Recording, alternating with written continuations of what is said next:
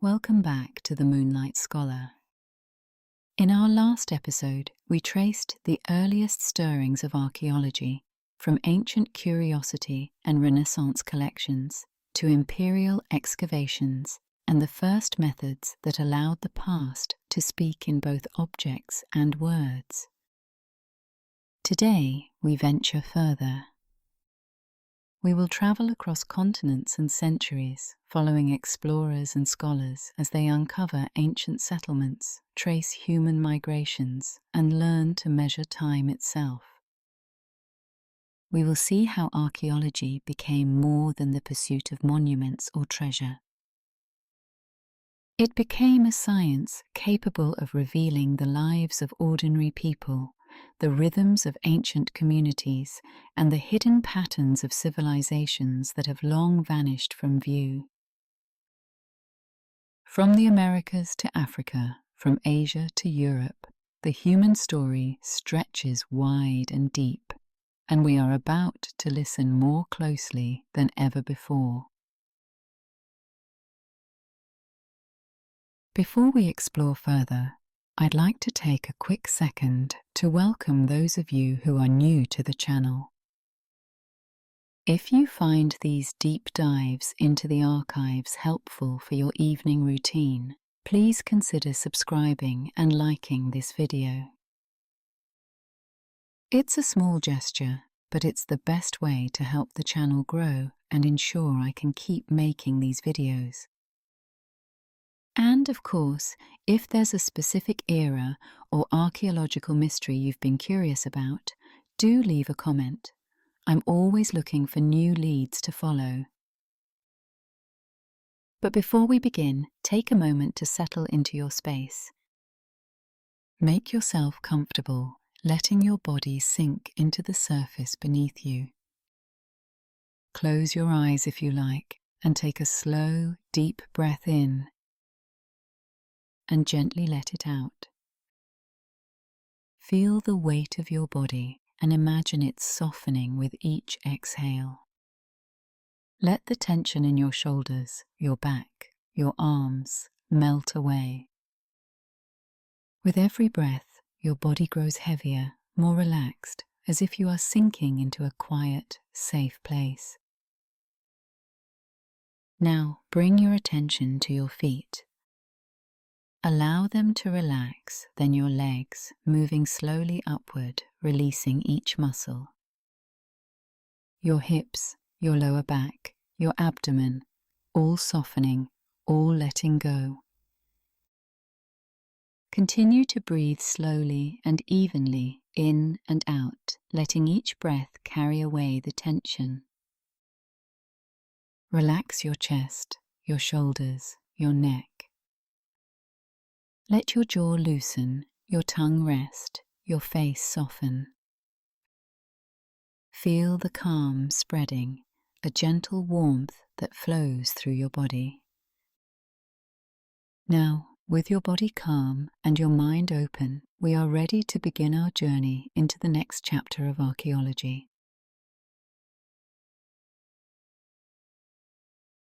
Now, to understand where we are today, we have to look at how archaeology functioned for most of its history, which, to be blunt, was largely a matter of professional judgment.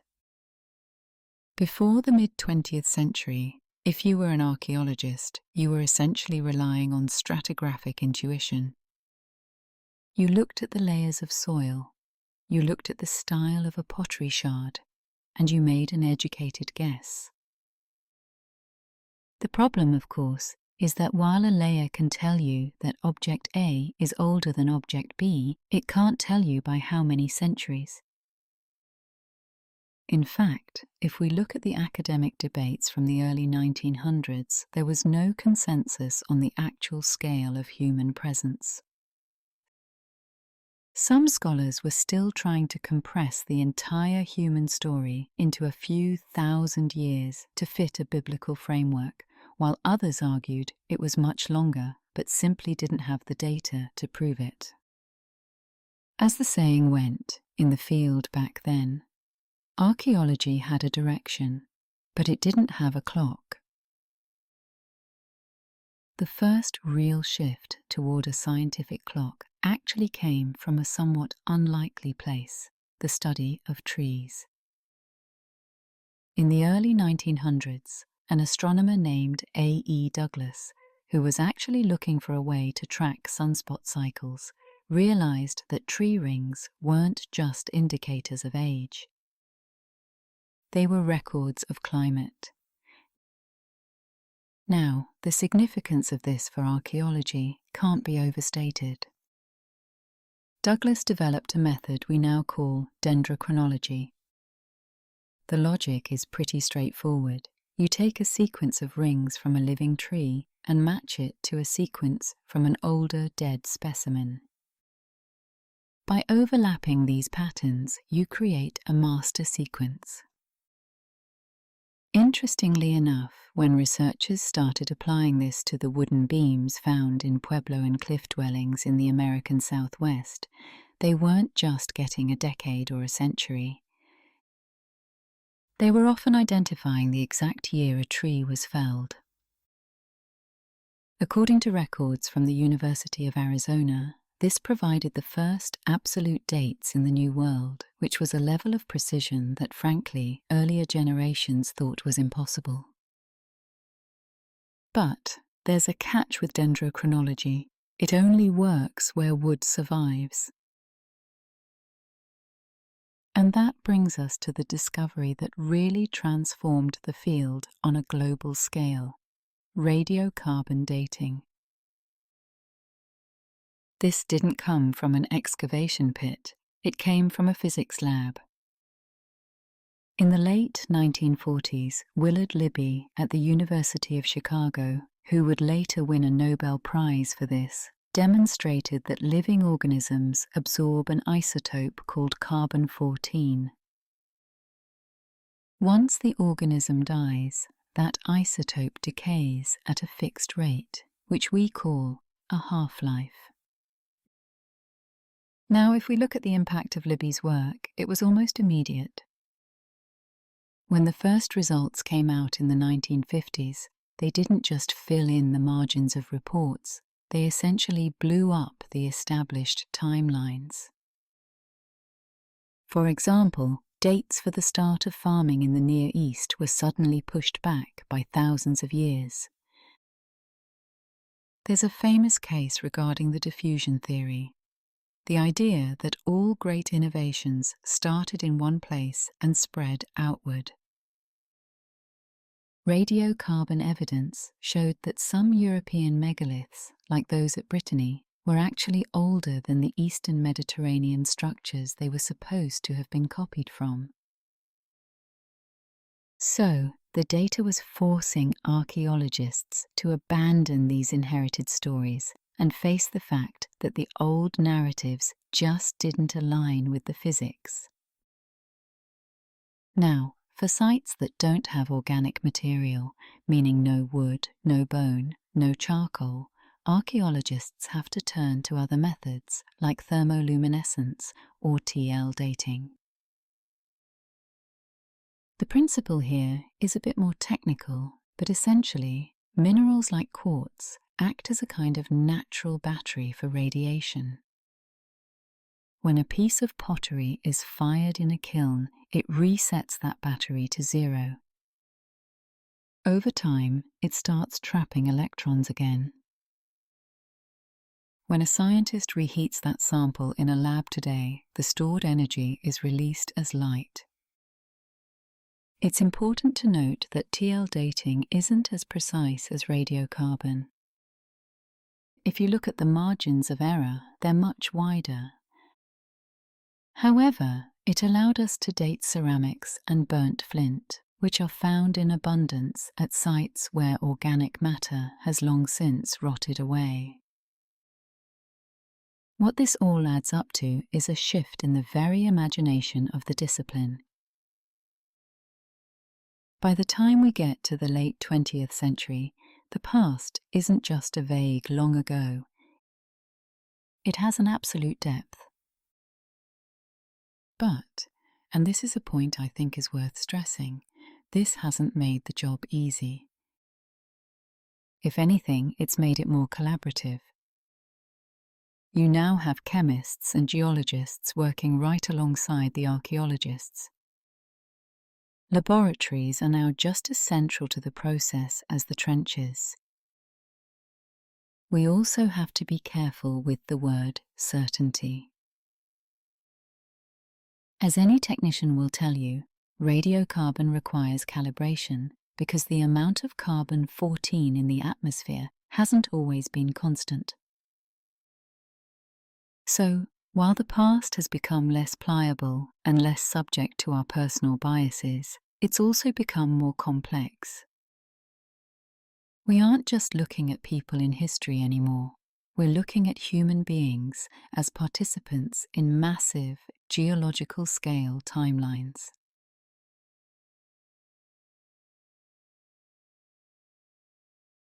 But we have to keep in mind that these methods didn't automatically correct the stories that had already been built around the past.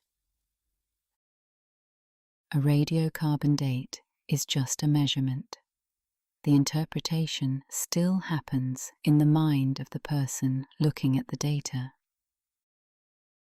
And through the 19th and early 20th centuries, many of the field's core assumptions weren't based on evidence at all, but on cultural frameworks, some from religion, others from nationalism, and quite a few from the racial hierarchies of the time. One of the most transparent examples of this is in biblical archaeology. Early excavators in the Levant often approached a site with a map already drawn in their minds. They were looking for confirmation. If they found a ruin, they'd try to link it to a specific king or a battle from scripture, even if the stratigraphy didn't quite match. When modern dating methods finally suggested that these timelines were off, there was significant resistance. It's a clear case of how a desired narrative can make someone ignore the data right in front of them. And this wasn't just a religious phenomenon. You see a similar thing with the rise of nationalism in Europe. As states began funding museums, archaeology was used to construct a national heritage. Artifacts were often arranged to show a straight line from some ancient greatness to the modern state. They would portray cultures as more unified or more advanced than the material evidence actually suggested, often stretching or compressing chronologies to fit a national myth. But perhaps the most persistent distortions came from racialized theories. In the 19th century, many Western scholars assumed that complex structures, things like the pyramids or the Great Zimbabwe ruins or the massive earthworks in North America, couldn't possibly have been built by the ancestors of the people living there. They invented lost race theories to explain these monuments. Even when excavations recovered local tools and burials that proved the monuments were indigenous, the theories endured because they served the prejudices of the day. Now, if we look at a specific case, the ruins of Great Zimbabwe provide a textbook example of this interpretive tug-of-war. When Europeans first encountered the site's massive dry stone walls in the late 1800s, they simply refused to believe that the ancestors of the local Shona people could have built them. Instead, figures like J. Theodore Bent argued, without any material proof, that the city must have been built by civilized outsiders like the Phoenicians or the Sabaeans. It wasn't until 1905 when a British archaeologist named David Randall McIver actually looked at the stratigraphy that the narrative started to crumble. He found that the artifacts in the lowest, oldest layers, the local pottery and the iron tools, were identical to those in the higher levels. There were no foreign layers. Later, In 1929, Gertrude Caton Thompson confirmed this by excavating undisturbed areas and proving the site was definitively medieval and of African origin. Despite her rigorous findings, the colonial government in what was then Rhodesia actually censored the archaeological record for decades, even into the 1970s, to prevent the site's indigenous history from bolstering African nationalist movements. It's a stark reminder that sometimes the mystery of a site is something manufactured by the observer rather than the evidence. Over time, new dating technologies forced a shift in how archaeologists actually think. They had to start distinguishing between what the evidence was showing and what their own upbringing encouraged them to see. It led to a much heavier reliance on transparent procedures, things like meticulous stratigraphic recording and peer review. The goal shifted from finding objectivity to finding accountability. Essentially, you had to make your reasoning visible so others could check your work. Interestingly, this changed the very questions being asked. Instead of trying to verify a known history, researchers started looking at processes, how societies actually adapted to climate shifts, or how a specific technology spread. It moved the field away from simple verification and toward actual explanation. Now, I don't want to suggest this reckoning is finished. You still see myths persisting in subtler ways. For instance, the way we talk about cultural collapse often frames a complex transformation as a sudden, cinematic disaster. And sometimes, even well-meaning researchers can slip into romanticizing the past. But acknowledging these biases actually made the field stronger. By admitting that archaeology is shaped by the questions we choose to ask, we can refine those questions. And this introspection really paved the way for the most significant change we're seeing today, which is the question of authority. For a long time, the archaeologist was the sole expert, but indigenous communities, whose histories were often defined by these outsiders, are now reclaiming a role in the research. It's a move away from the idea that knowledge only flows in one direction, from the academic to the community. We're seeing a shift toward collaborative authority, and that has changed practice on every continent. From here, the story really turns toward those questions of voice and responsibility.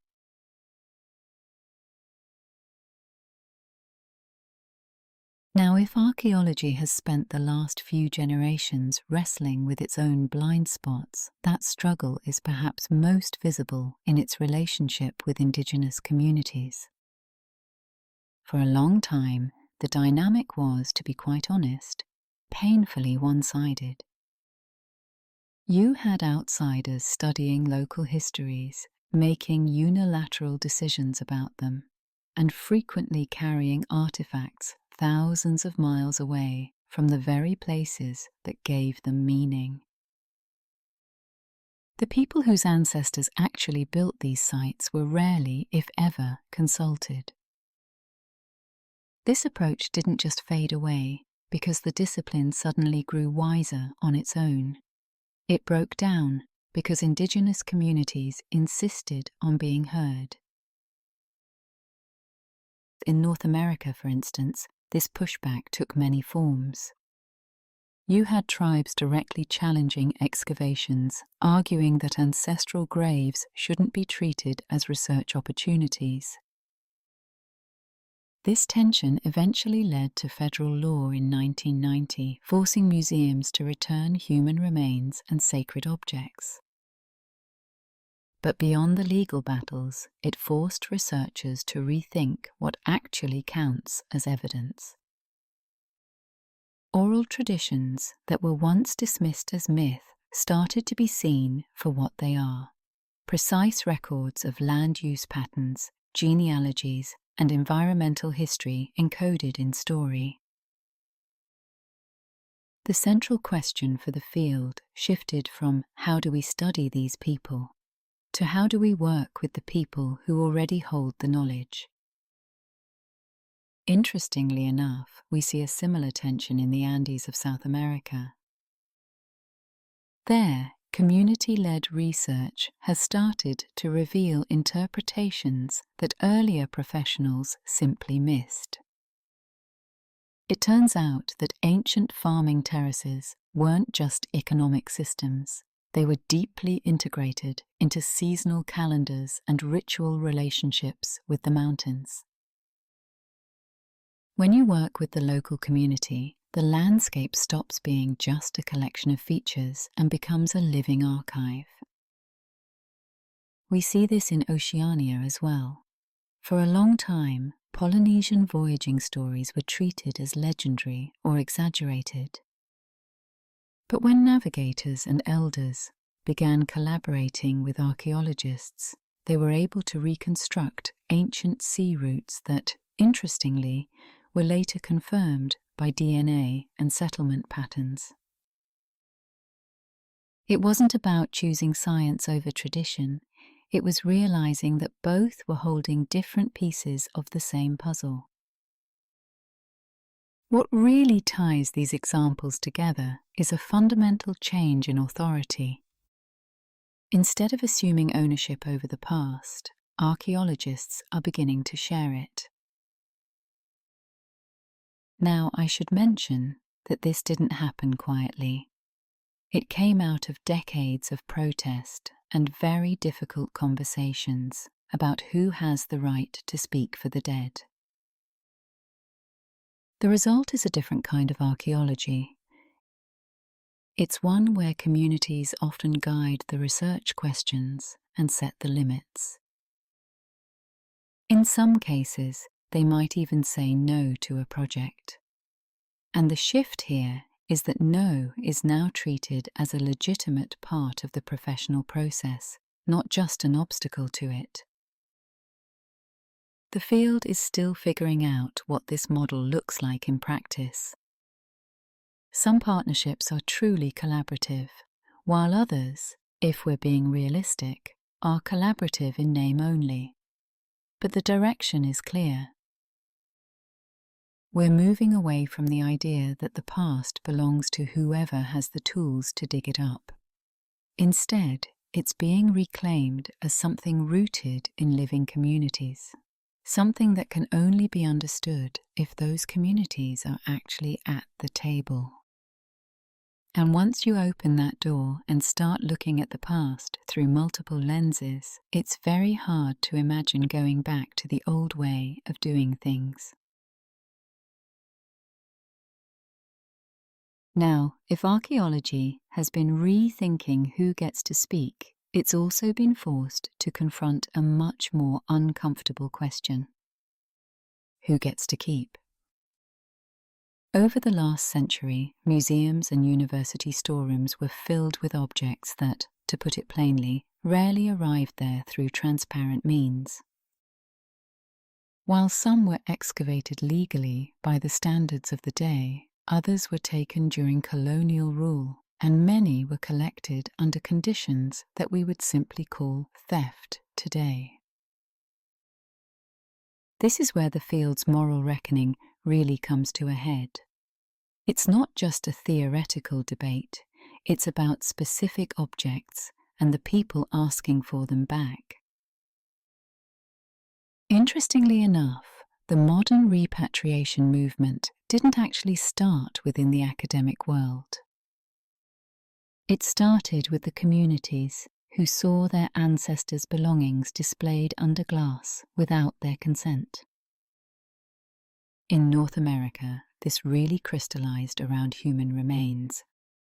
For decades, thousands of indigenous skeletons were removed from graves, boxed, and categorized as research material.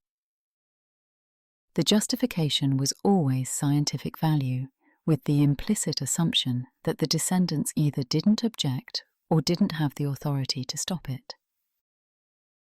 That changed, or at least began to change, with NAGPRA, the Native American Graves Protection and Repatriation Act of 1990. This law forced federally funded institutions in the US to finally inventory what they had and consult with tribes. Now, the transparency alone was transformative, but NAGPRA also exposed some real friction. For instance, when remains couldn't be linked to a specific tribe through written records that often didn't exist because the original archaeologists didn't bother to keep them, the process stalled. Tribes argued that their oral traditions and cultural continuity should be enough, while museums demanded proof. It really highlights that deeper issue: who gets to define what counts as evidence? Outside the US, the situation is even more uneven. You have major European museums holding objects taken during colonial campaigns. The Benin bronzes are probably the most cited example here. These were removed during a British punitive expedition in 1897. For a long time, institutions framed themselves as caretakers of universal knowledge, arguing that the objects belonged to all humanity or that they could provide better preservation. But if we look at the numbers, the scale of the loss is staggering. For example, the British Museum alone holds over 900 objects from the Kingdom of Benin. Recently, however, the ground has started to shift. Several German museums, and even the Smithsonian, have begun the process of returning these bronzes. The logic is becoming harder to ignore. Once you admit an object was looted, it's very difficult to argue it should stay in your basement. And it's not just the high-profile art.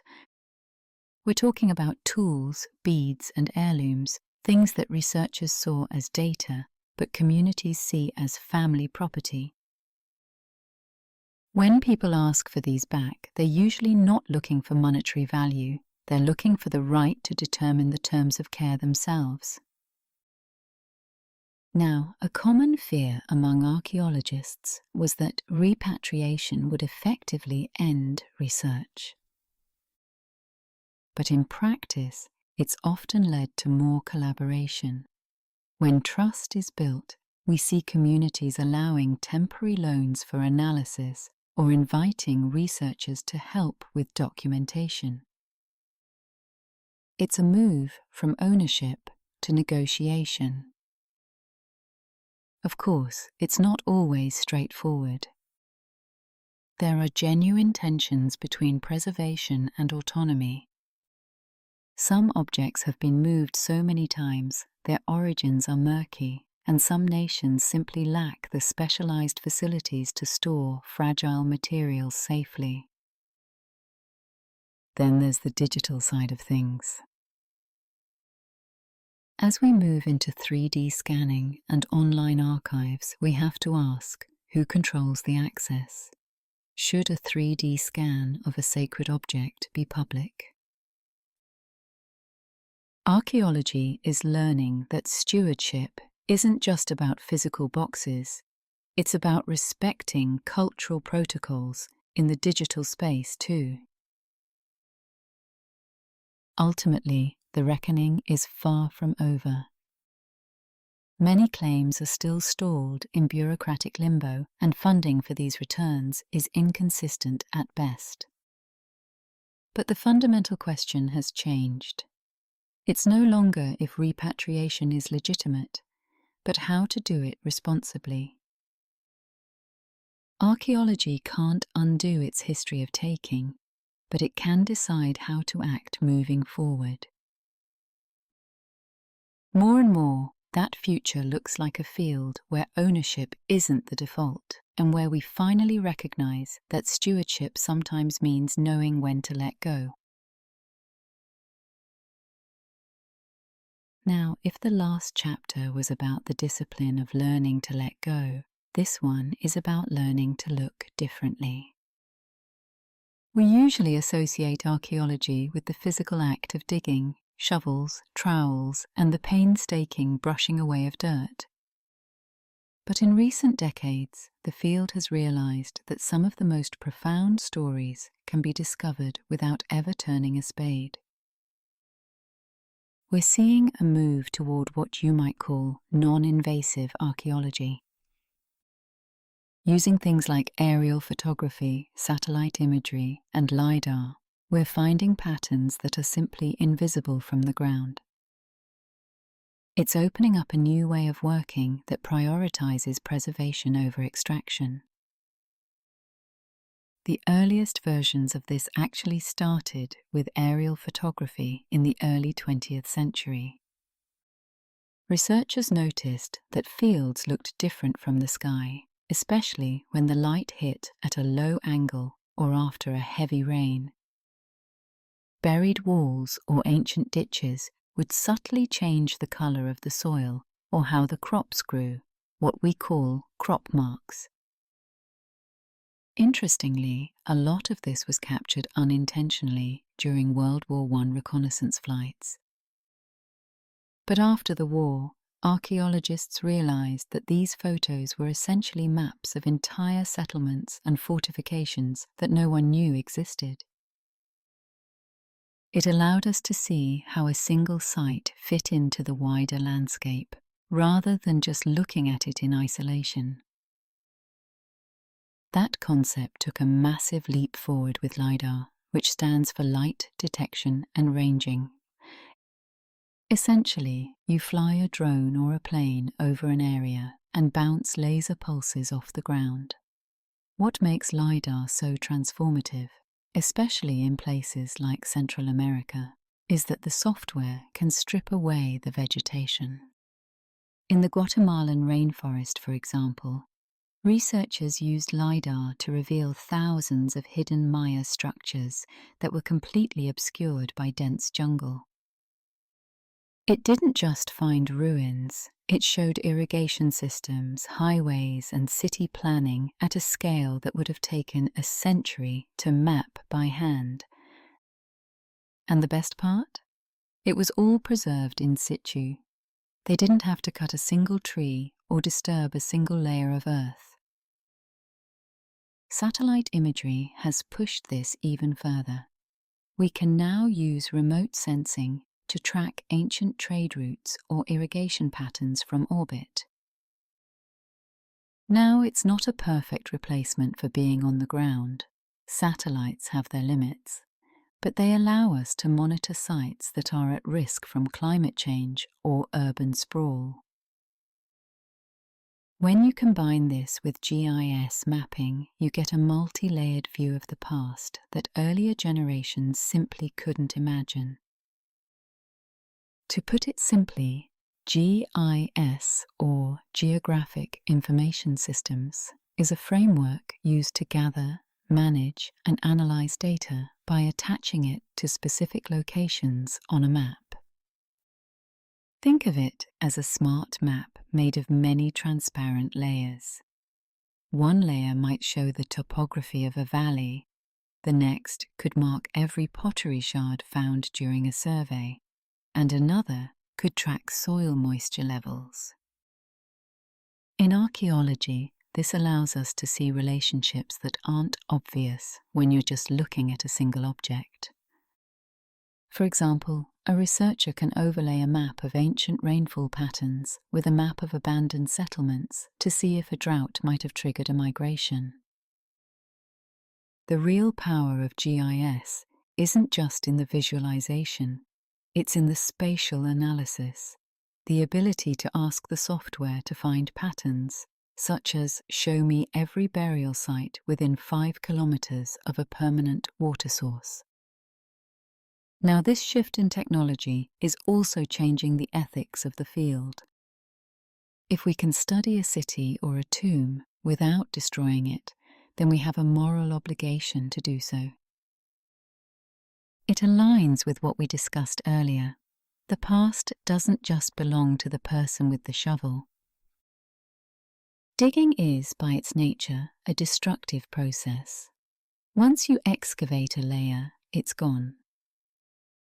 Looking without digging allows the site to remain intact for the local communities and for future researchers who will undoubtedly have even better tools than we do. However, I should point out that this visibility is a double-edged sword. Once you put a site on a high-resolution map, you've also made it a target for looters or unauthorized developers. Technology can provide the data for stewardship, but it can't actually enforce it. There's also the challenge of interpretation. Seeing a pattern from 5,000 feet up is one thing. Understanding the social or ritual meaning of that pattern is another. You still need that contextual knowledge. You still need to talk to the people who live there. These tools are a complement to traditional work, not a replacement for it. But what these methods really do is change our sense of scale. For a long time, archaeology was focused on the point, the single tomb or the single temple. Now we're looking at the network. We're seeing how cities, watersheds, and trade routes interacted over thousands of miles. It's an exciting shift because it allows us to document and protect landscapes before they're lost to conflict or environmental change. In a way, these digital records, these LiDAR scans and 3D models become a form of preservation themselves. They ensure that even if a physical site is lost, the memory of it remains. Ultimately, these tools are expanding the field's imagination. We can now observe the ghosts of ancient roads stretching across mountains or city grids buried under centuries of forest growth. We're detecting human behavior at a scale that was previously impossible, all while leaving the Earth undisturbed. It's a way of respecting the material integrity of the past while still relentlessly pursuing the story. For most of its history, archaeology has been about the things you can actually touch: walls, pottery, coins, bones. But in recent decades, the field has started exploring a different kind of past, one that doesn't always leave an obvious trace. We're talking about tiny particles, chemical residues, and even DNA. This is essentially the archaeology of the invisible, and it's opening up ways to understand how people lived and moved that no shovel could ever uncover. Take ancient DNA, for example. By examining teeth and bone fragments, researchers can now trace how populations moved across a landscape over thousands of years. In Europe, for instance, genetic analysis of ancient skeletons confirmed the arrival of Neolithic farmers from the Near East, proving that agriculture spread not just through the exchange of ideas, but through the actual movement of people. Interestingly enough, we can even use this to reconstruct family trees in ancient cemeteries, showing us exactly how a specific community was organized. These are stories that a pottery shard, no matter how well preserved, simply cannot tell on its own. Then there's the matter of chemical residues. We can now test the porous surface of a ceramic vessel or a grinding stone to see what was inside it thousands of years ago. In the Near East, residue analysis has revealed traces of wine and beer, while in the American Southwest, testing on grinding stones has given us a very clear picture of how maize was processed. Even microscopic pollen trapped in the soil can tell us what the environment looked like. In Bronze Age Europe, for example, finding traces of imported spices in cooking pots suggests trade networks that stretched for hundreds of kilometers. When you look at these invisible traces, the mundane details of daily life and trade suddenly come into sharp focus. Another layer, and this is particularly fascinating, is isotopic analysis. By measuring certain elements in bones and teeth, archaeologists can actually infer where a person grew up and what their diet was like. In Scandinavia, isotopes have shown that some Viking Age individuals had diets rich in marine protein, while others relied almost entirely on grains, which points to significant social or regional differences in how people ate. In the Andes, these studies have tracked individuals moving from the highlands to the lowlands within their own lifetimes. It's a way of making a single skeleton tell a story that spans an entire landscape. We also have microarchaeology, which is the study of sediments and dust. At sites like Çatalhöyük in Turkey, researchers used microscopic traces in the floors to figure out exactly which parts of a room were used for cooking, which were for sleeping, and which were for ritual activity. Even a single square meter of dirt can hold centuries of evidence about the rhythm of everyday life. Now, it's important to note that these methods don't replace the act of digging, but they do make it much more informed. They also raise some serious questions about responsibility. Because many of these techniques involve human remains, collaboration with descendant communities is absolutely essential. Even an invisible trace has cultural meaning, and we have to be careful about how that data is studied and shared. Of course, we have to acknowledge the limits here. DNA and isotopes provide fragments, clues about what happened, but they aren't the whole picture. They can tell us what someone ate, but they can't tell us what they believed or how they felt.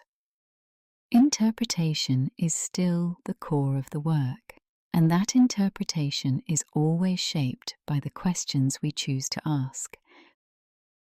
But the possibilities are, frankly, incredible.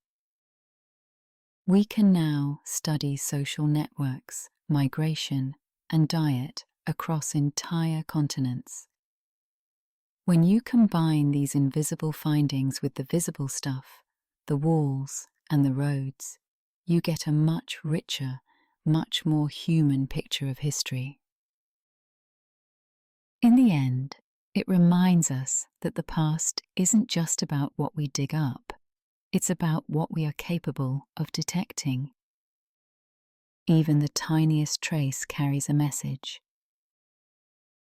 And as we continue to develop these methods, it's a reminder that the past isn't just something we uncover, it's something we connect with thoughtfully and, more importantly, collaboratively.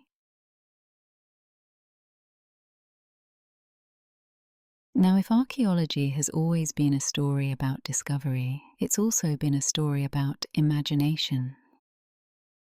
Humans are naturally drawn to the mysterious, and when the past is fragmentary, our minds tend to fill in the gaps. Sometimes that's a good thing. Legends and oral traditions often carry a kernel of historical truth.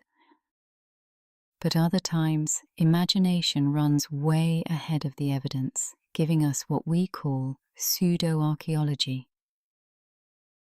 To be clear, pseudoarchaeology isn't just bad archaeology. It's not archaeology at all. It doesn't rely on excavation or peer review. Instead, it takes small, often ambiguous traces and builds these massive, sensational narratives. We're talking about ancient aliens, the lost city of Atlantis, or hidden super-civilizations. These stories are incredibly seductive because they offer a sense of wonder and secret knowledge that makes sense of a chaotic past. Take Atlantis, for example. Historically, we know it first appeared in Plato's dialogues, Timaeus and Critias, where he used it as a fictional, idealized society to make a philosophical point. It was never intended as a travelogue, yet, for centuries, it's been treated as literal truth. People have claimed to find it everywhere, from the Mediterranean to Antarctica. The appeal is easy to see. A lost civilization with ancient secrets is a much more dramatic story than the real, fragmentary evidence we find in the dirt. It's the same thing with ancient astronaut theories. Writers like Erich von Däniken have argued that monuments like the pyramids or the stone structures at Pumapunku in Bolivia were too complex for humans to build. They point to precise alignments or unexplained artifacts as proof of extraterrestrial help.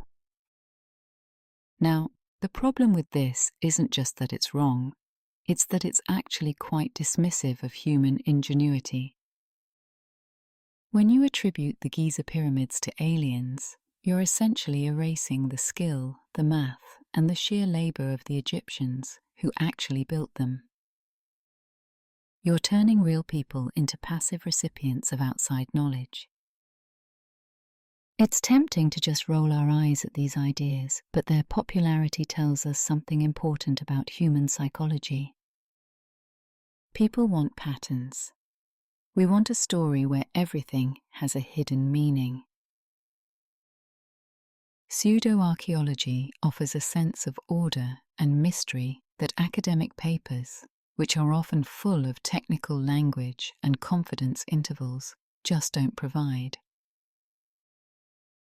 Interestingly enough, the media often fuels this. A television documentary about a mysterious alignment is much more likely to get views than a lecture on stratigraphy or soil pH. It creates a feedback loop. The more people crave the mystery, the more content is produced to satisfy it, usually at the expense of the actual facts. But I think we also have to look at the issue of accessibility. If the public doesn't have access to accurate, engaging accounts of history, that gap is going to be filled by speculation. Archaeologists are increasingly realizing that they need to communicate more clearly, to provide stories that are just as compelling as the myths, but grounded in reality. Because at the end of the day, the real achievements of human societies don't actually need embellishment to be remarkable. The fact that humans figured out how to move massive stones or track the stars using nothing but observation and math is arguably more wondrous than the idea that someone else did it for them. Pseudoarchaeology is a bit of a mirror. It shows us our own desire for story and wonder. But the difference between speculation and interpretation is crucial. Real archaeology satisfies both the desire to marvel and the desire to truly know. It reveals a past that is often strange and beautiful, but most importantly, it's profoundly human. As we look toward the present and the immediate future, it's natural to wonder what exactly is next for archaeology. It's becoming less about the find and more about stewardship, the long-term preservation of both the material and the knowledge it carries. Technology is obviously a major driver here. We're now seeing artificial intelligence and machine learning being used to sift through those massive datasets we talked about earlier. AI can scan thousands of satellite images to detect the subtle geometric patterns of buried settlement networks that a human eye might miss. Now, this doesn't replace the researcher, but it does allow them to spend less time sorting data and more time focusing on the actual context and meaning of the site. At the same time, we're facing a very real clock. Climate change is forcing archaeologists to act with a sense of urgency that didn't exist 50 years ago. Between rising sea levels and extreme weather, many coastal and wetland sites are essentially being erased. In these cases, preservation often means rapid digital documentation using 3D scans and GIS to create a permanent virtual record before the physical site is lost to erosion. But the social shifts are just as significant as the technical ones. The communities that were once merely the subjects of study are now, increasingly, the partners. We're seeing a rise in Indigenous archaeology, where local voices guide the research questions from day one. Heritage is no longer treated as an object to be owned by a museum. It's being treated as something co-created and shared. Of course, this raises new questions. As we move everything into digital archives, we have to be careful about access. Who owns a 3D scan of a sacred site?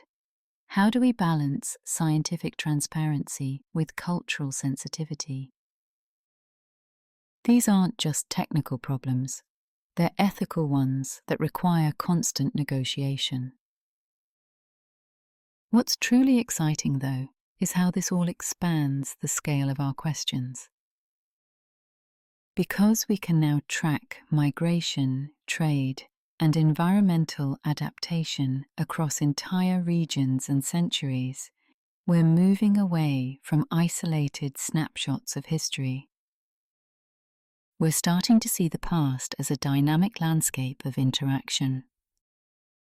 According to recent reports from the World Monuments Fund, this large-scale view is actually helping us understand how ancient societies survived their own environmental shifts, which, interestingly enough, might give us some insight into our own future. Ultimately, the archaeology of tomorrow is about memory. It's the realization that archaeologists are both researchers and custodians. Whether they're using a trowel, a drone, or an algorithm, the responsibility remains the same: to protect the material, to respect the communities, and to ensure that these stories survive. The field is moving away from the era of possession and spectacle, and toward an era of connection and guardianship. It reminds us that the past isn't just something we uncover, it's something we safeguard. It's a way of looking back that, in the end, tells us just as much about who we are today as it does about the people who came before us.